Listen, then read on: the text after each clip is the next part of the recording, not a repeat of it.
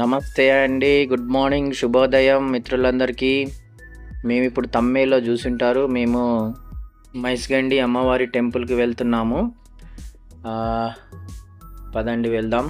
ఇది Hyderabad to airport వెళ్ళే road అనమాట.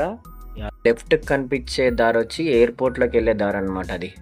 ఇట్లా స్ట్రెయిట్‌గా వెళ్ళిపోతే మనం నాగార్జున సాగర్, శ్రీశైలం వెళ్ళే దారి. అదిగో పైన మీకు కనిపిస్తుంది కదా విమానం. మేము ఇక్కడ మైస్కండి వచ్చి శ్రీశైలం రోడ్లో ఉంటుందండి. హైదరాబాద్ నుంచి 60 కిలోమీటర్ల దూరంలో ఉంటుంది.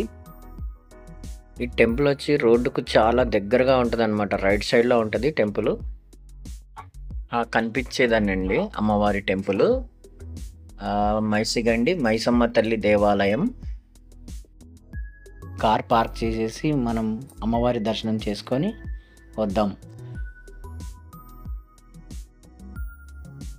ఇది లోపలికి వెళ్ళే దారి. ఇక్కడ మినిమం 10 రూపీస్ టికెట్ అనమాట. ఈ 10 రూపాయలు మినిమం కంపల్సరీ అది. ఇంకా 50, 100 రూపాయలు కూడా టికెట్ ఉంది.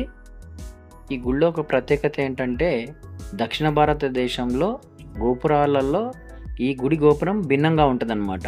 అంటే పైన గోపురం తెరిచే ఉంటుందన్నమాట, ఓపెన్గా ఉంటుందన్నమాట. ఇది లోపల భాగం గుడిలో. ఇక్కడ చూసారా ప్రాంగణం ఎంత బాగుందో. లోపల విశాలమైన ప్రాంగణం. మనకి ఈ అటుపక్క ఇటుపక్క సింహాలు కనబడుతున్నాయి కదండి. ఈ సింహాలు అమ్మవారి యొక్క వాహనమైన సింహం. అమ్మవారు చూడండి ఎలా కనబడుతున్నారో. ఈ దేవాలయంలో అమ్మవారి విగ్రహం 20 అడుగుల పొడవు ఉంటుందన్నమాట.